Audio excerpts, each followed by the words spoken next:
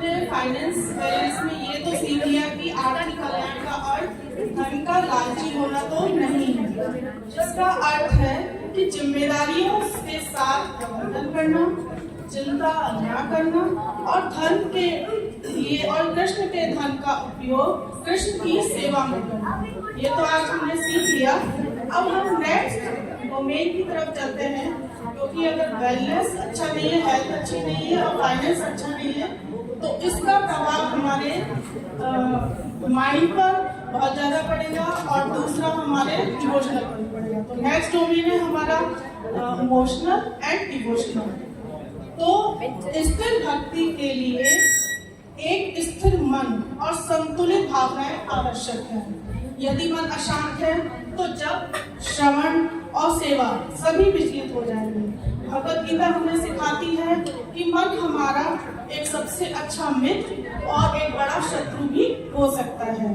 तो इसे मानसिक और भावनात्मक सबसे आध्यात्मिक जीवन का केंद्र है। यदि हम तनाव और चिंता और रिश्तों को समझदारी से व्यवस्थित करते हैं तो हमारी भक्ति मजबूत और आनंदमय बनती है। यदि मन अशांत रहता है तो भक्ति कठिन हो जाती है। तो आइए देखते हैं कि कैसे हम शांति और सहिष्णुता को कैसे विकसित करें। तो इसके लिए मैं आमंत्रित करती हूँ अपने अनुभव परामर्शदाता और मानसिक स्वास्थ्य चिकित्सक, जो कि हमारे एक स्वस्थ कृष्ण चेतन मन के विकास में हमारा मार्गदर्शन करेंगे। तो मुझे आमंत्रित करते हुए बहुत ही सौभाग्य महसूस हो रहा है इस देश राधा कृष्ण रसायन दास प्रभु जी, जो कि LFE Middle East as a sales head working है और कृष्णा कॉन्शियसनेस में 2010 यानी कि 15 ईयर से जुड़े हुए हैं। दूसरी हमारी काउंसलर है दिव्या श्री गंगा देवी दासी, जो कि एमटेक में हाइड्रोलिक सिविल इंजीनियर है और कृष्णा कॉन्शियसनेस में 11 ईयर से जुड़ी हुई है। तो बहुत ही इनका स्वागत करते हैं। हरे नाम संकीर्तन के साथ हरे कृष्णा कृष्णा कृष्णा हरे हरे, हरे राम राम राम हरे हरि बोल।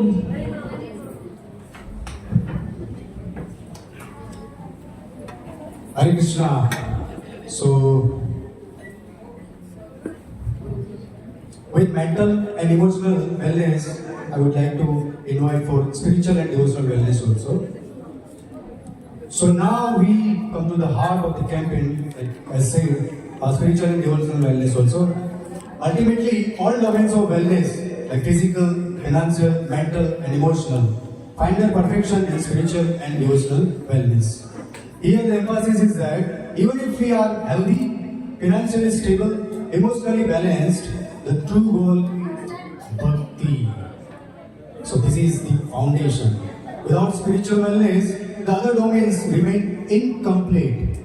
Our body, mind and wealth are valuable only when engaged in Krishna's service. So today we are blessed to have senior practitioners of Krishna consciousness who have dedicated decades to bhakti to guide us on how to make devotion the center of our lives. So I am honored to invite His Grace Deen Pavana Damodar Das Prabhu. Please give them big round of applause. Professionally, Prabhu is electrical engineer and working as a lead in Schneider Electrical in Europe. And Prabhuji practicing Krishna consciousness since 2004. And our other panelist, our Grace Rajvilasini Mata Devi Dasi. Mata is homemaker and Mata is practicing Krishna consciousness since 60 years. So we welcome them for the session. Hare Krishna.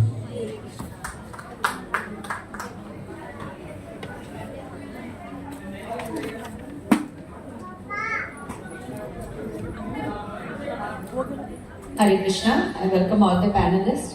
So the first question related to emotional wellness. What are the healthy ways devotees can manage emotion like anger, jealousy or sadness without letting them block our service attitude?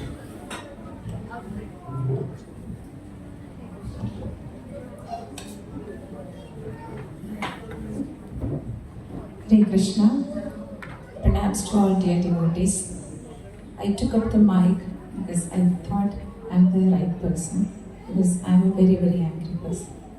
Before I used to be, At least I should not say that, because under the instructions and under the guidance of my Shiksha Gurus, I presume I have overcome my anger to a great level. So how many among these assembled devotees do not get angry? How many do not get angry? So we all know anger, lust, greed, these are all negative emotions, but they are quite natural. Is it not? See, just as fire can be used to lit and also used for cooking, also fire can also burn things. So these negative emotions can be used and purified when used properly and rightly. So Krishna says in Srimad Bhagavad Gita that Trividam Naragaseda. These are three ways one is led to hell. What are the three things? These three negative emotions. The anger, lust and greed. So this is quite natural also. So in Krishna consciousness, we are taught how we can also control these negative emotions. Practical ways are there. And when these practical ways are, if we are sincerely and in a disciplined manner following it, we can go through this. Why we have to go? Because as I said, this will lead to hell. And also we are all practicing so that one day we become pure devotees. So in between we should not do any aparadha. And these aparadhas comes when all these negative emotions comes. And Shukdev Goswami says to Parikshit Maharaj in Srimad Bhagavatam that Kali Yuga people are Mandaha Sumatta Matayo Manda Bhagyahi Ubandrita. We are foolish, we are lazy, and we are always disturbed in our mind. So the right knowledge will guide us to how to control these negative emotions. And this right knowledge is given by Lord Sri Krishna in Bhagavad Gita, Srimad Bhagavatam, which we must try to learn and hear from those realized souls, devotees, and hence chanting of Hare Krishna Mahamantra, which is the Kali Yuga Dharma. Again in Srimad Bhagavatam,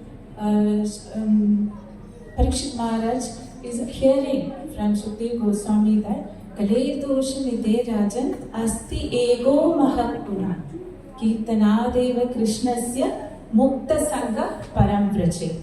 The chanting of the holy name of Hare Krishna Mahamantra will give all this purity by which we will get the devotion. Mataji was also saying about forgiving. All these higher characters comes up to a devotee by constantly chanting Hare Krishna Mahamantra, by constantly hearing Srimad Bhagavatam, by constantly associating with devotees, by doing constantly devotional services. Mataji, did I answer to your question? Thank you so much, Mataji. So Mataji said that, to control our emotions are quite natural, it just comes out, right? So to control it, we have to take the help of the chanting of the holy names. So chanting of the holy names, it is true. But then it is not by one day. You have to keep continuously, we have to do it. So here comes association. So my next question to Prabhuji is that, how does association with devotee heal mentally as well as our emotions?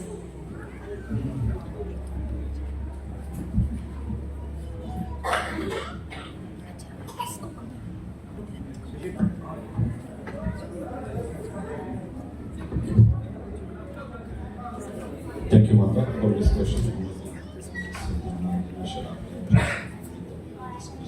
First of all, I will thank you, His Grace Ramakrishna Prabhu and Sacheshwar Mata, for giving this opportunity to speak.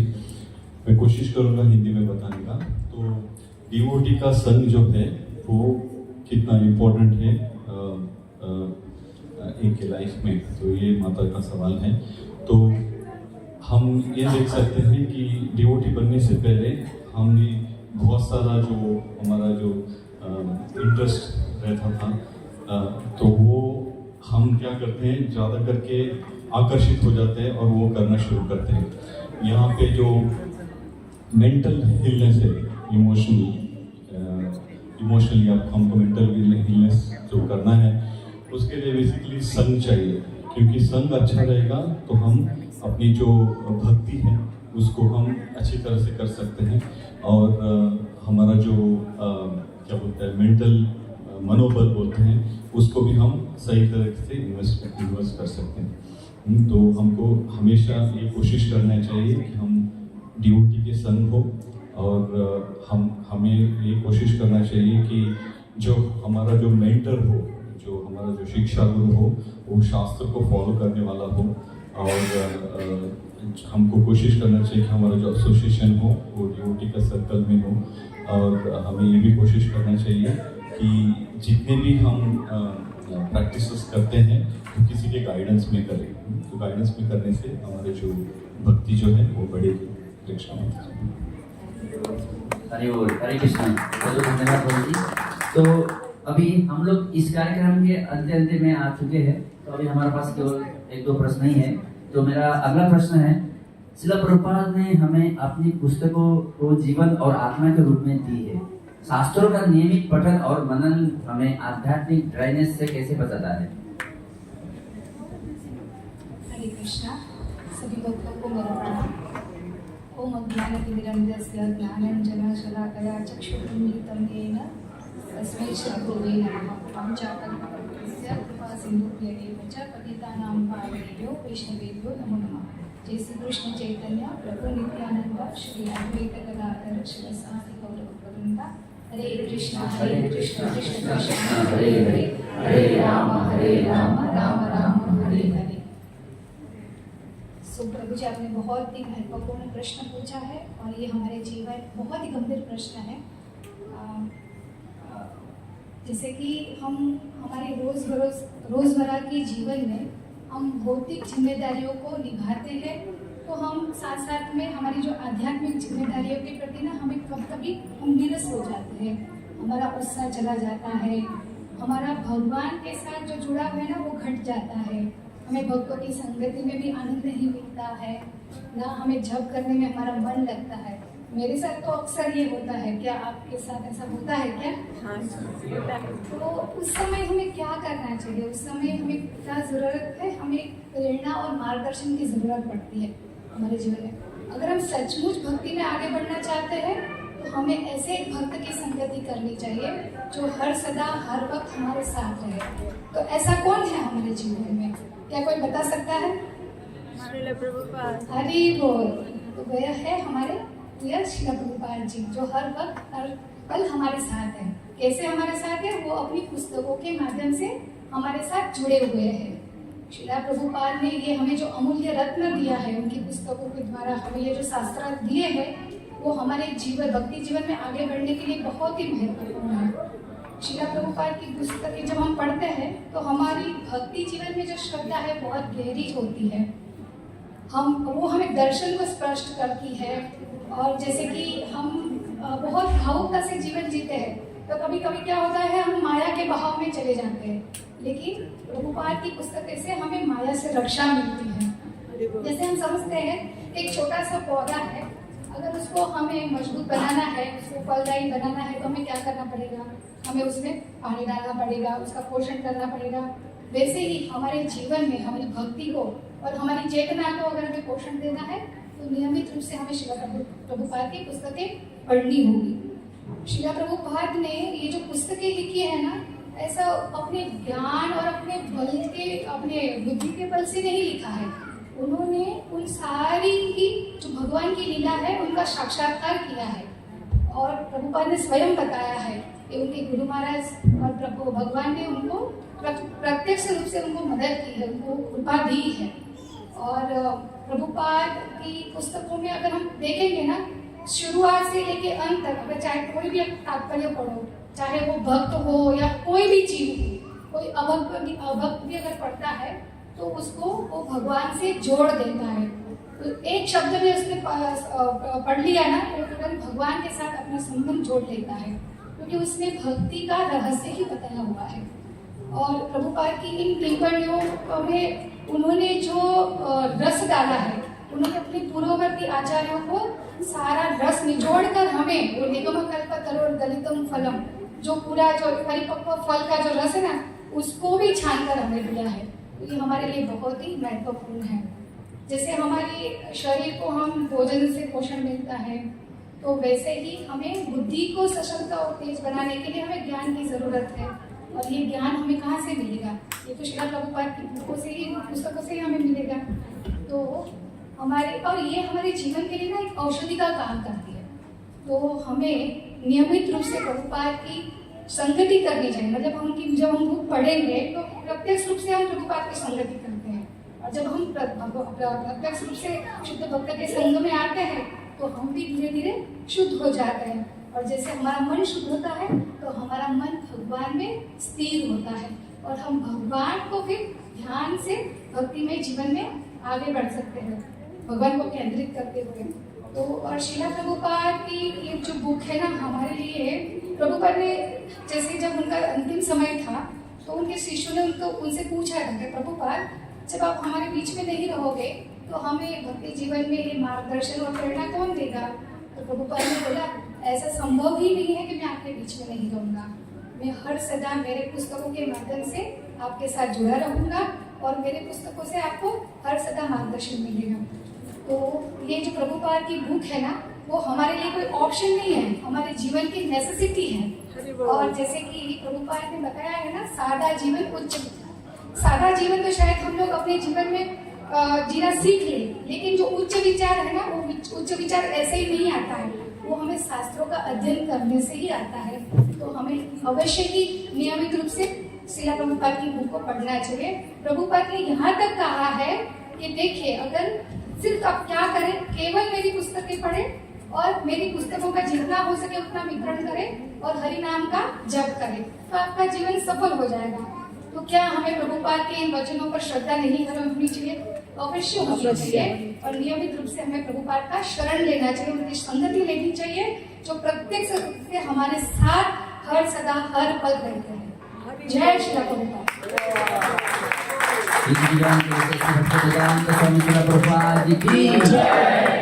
तो हमारा अगला प्रश्न है कि अपराधों से बचने और यदि अपराध हो भी जाए तो उसे सुधारने के लिए हम कौन से व्यवहारिक कदम उठा सकते हैं? Okay. What practical steps can we take to avoid offenses and, if committed, to correct ourselves? हरे कृष्णा, ये भी बहुत गंभीर और महत्वपूर्ण प्रश्न है हमारे भक्ति जीवन के लिए। हमें हमारी भक्ति जीवन में ना बहुत ही सावधान और संवेदनशील रहना चाहिए। खास करके जब हम भक्तों के साथ संगति करते हैं ना, भक्तों के साथ संगति करना मानो अग्नि के साथ व्यवहार करने के समान है। जैसे अग्नि हमारे जीवन के लिए बहुत ही उपयोगी है, बिना तो हमारा जीवन ही नहीं है, लेकिन अगर हम सावधानी नहीं बरतेंगे तो वो हमारे हाथों को भी जला सकते हैं। वैसे ही भक्तों का संग हमारे जीवन के बहुत ही महत्वपूर्ण है, और भक्तों के संग के बिना तो हम हमारे भक्ति जीवन में आगे बढ़ ही नहीं सकते। तो हमें इन अपराधों से हम कैसे बचें, हमें बहुत सावधान रहना चाहिए।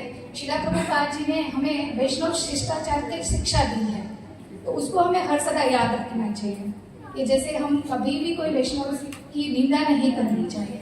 निंदा करनी तो नहीं चाहिए, बल्कि निंदा सुननी भी नहीं चाहिए। अगर जहाँ कहीं इस तरह की अगर निंदा होती है तो हो सके तो उसको सही करने का हमें प्रयास करना चाहिए, नहीं तो तुरंत वहाँ से हट जाना चाहिए। और जैसे कि हमें हर एक वैष्णव का सम्मान करना चाहिए। अभी सम्मान करना मतलब खाली कहने के लिए नहीं हम सम्मान करते हैं, हम कहने के लिए कहते हैं ना हम दासानुदास हैं, तो ऐसा नहीं है, वो हमारे व्यवहार में भी दिखना चाहिए। और जैसे हमें हर एक वरिष्ठ वैष्णव का ही सम्मान करना ऐसा जरूरी नहीं, हमें हर एक जीव का सम्मान करना चाहिए। और हर एक जीव का जब हम सम्मान करना सीखेंगे ना, तो हमारे लिए ये अपराध की प्रवृत्ति स्वतः ही नष्ट हो जाती है, समाप्त हो जाती है। और जैसे कभी भी हमें कोई भी वैष्णव को जज नहीं करना चाहिए। कभी हम वैष्णव के बारे में कुछ सोचते हैं या कुछ देखते हैं तो ये सब सही नहीं होता, ये सत्य नहीं है। हमें वैष्णवों को देख के या सोच के नहीं बल्कि उनको सुन के समझना चाहिए।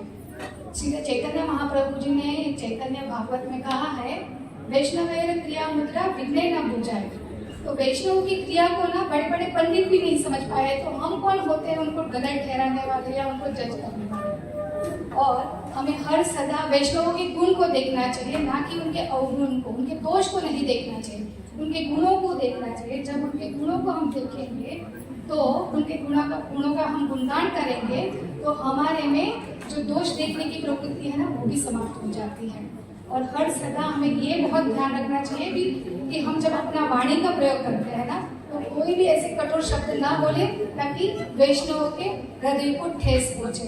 प्रभु गोस्वामी ने बताया है ना उपदेशामृत में कि वाचो वेगम हरसावेगम, तो हमारी वाणी पर हमें संयम रखना चाहिए। तो इस तरह से हम ये बहुत सारे भागवतों पर अगर हम व्यवहारिक रूप से अगर ध्यान करेंगे तो हम वैष्णव अपराध करने से अवश्य बचेंगे। लेकिन अगर मान लीजिए कि हमने जैसे कि मेरे से कुछ वैष्णव अपराध हो गया है तो अब हम क्या करें?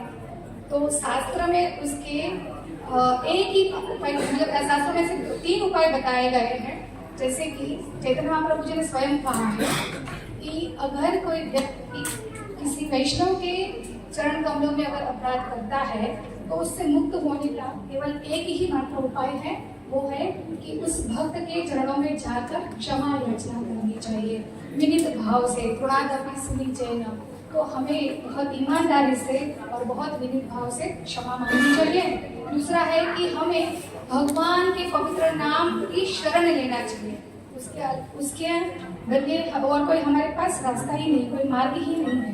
जब हम भगवान के पवित्र नाम की शरण लेते हैं और हम भगवान से शुद्ध हृदय से प्रार्थना करते हैं कि हे ईश्वर, हे प्रभु, हे श्री कृष्ण, मैंने आपके प्रिय भक्त के प्रति अपराध किया है तो प्लीज कृपा करके मुझे क्षमा करें, क्योंकि भगवान के चरणों में किया गया अपराध शायद भगवान माफ कर दे, लेकिन भगवान के भक्तों के प्रति किया हुआ अपराध भगवान कभी क्षमा नहीं करते हैं, क्योंकि वो तो भगवान के हाथ में भी नहीं है।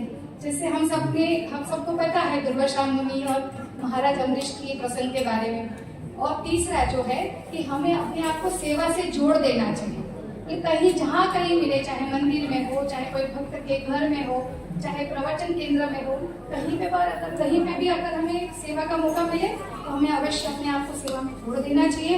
और जहाँ कहीं संकीर्तन हो रहा है, भगवान का नाम का उच्चारण एक साथ हो रहा है, ऐसा महायज्ञ हो रहा है नाम का, वहाँ अगर हम जाके बहुत शांत मन से भगवान के नाम का उच्चारण सुनेंगे तो तुरंत ही हमारा जो हृदय है वो कलमश से मुक्त हो जाता है। What she said is very correct. You know, chanting the holy name, it affects our heart. My next question is to Dinapavana Prabhu. How could you share your chanting the names directly fills the heart and brings deep inner peace? Can you just throw some light on it? Hare Krishna.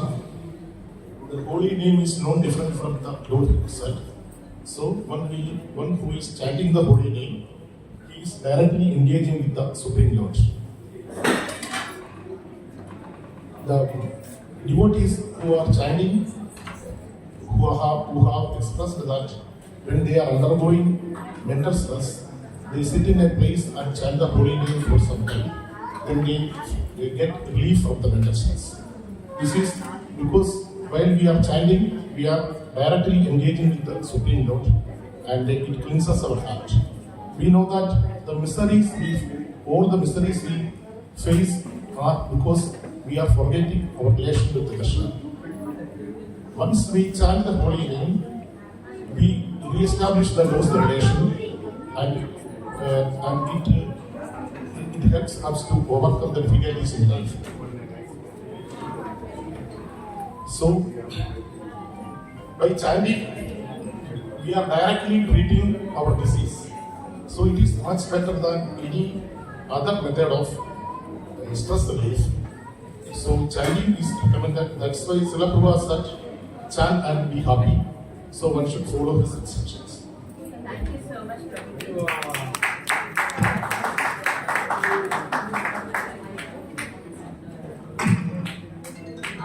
Yes, Prabhuji, Prabhupada said that chant and be happy, and we all are running after so many things like how to keep ourselves happy. So this is a very good formula that Prabhuji has given. Chanting is the only way, and chant and be happy.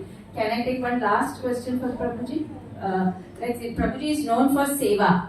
Wherever there is seva, Prabhuji is always there. So sometimes devotees take on seva, but they feel that they become overburdened. They feel it. So how can we transform seva into a source of joy rather than duty? Hare Krishna. Seva is rendering loving devotional service to Lord. When we are engaging in seva, we should do it with love and devotion. If there is no love and devotion, then it will be a price activity only and we will not get the required result. Devotees consider seva as an oxygen in their life. There are different types of sevas available, like preaching, book distribution, deities worship, and preparing prasadam. All these sevas, if one perform with love and devotion, it will purify us. Maybe in the beginning we do, then we may not get the love. But over a time period, if we perform services under the guidance of a bona fide spiritual master or his representative, over a period of time, by the mercy of the Lord, we will feel happiness and love in executing service. So one should always be engaged with rendering loving devotional service to the Lord as per the instruction of the spiritual master and his representative. Next. बहुत बहुत धन्यवाद प्रभु जी। हरे कृष्णा। तो हम सभी भक्तों के लिए his grace Radha Krishna प्रभु जी, his grace दीन पावन प्रभु जी, हर ग्रेस लक्ष्मी माता जी, दिव्य श्री माता जी, हर ग्रेस दिव्य श्री माता जी और हर ग्रेस शिशविका माता जी के लिए हम सब के इधर हम दोनों की तरफ से और हम सब की तरफ से 3 बार हरे कृष्णा महामंत्र से प्रार्थना करते हैं। हरे कृष्णा कृष्णा कृष्णा हरे हरे, हरे राम राम राम हरे हरे, हरे कृष्णा कृष्णा कृष्णा हरे हरे, हरे राम राम हरे हरे, हरे कृष्णा कृष्णा कृष्णा हरे हरे, हरे राम राम हरे हरे। तो प्रश्न तो बहुत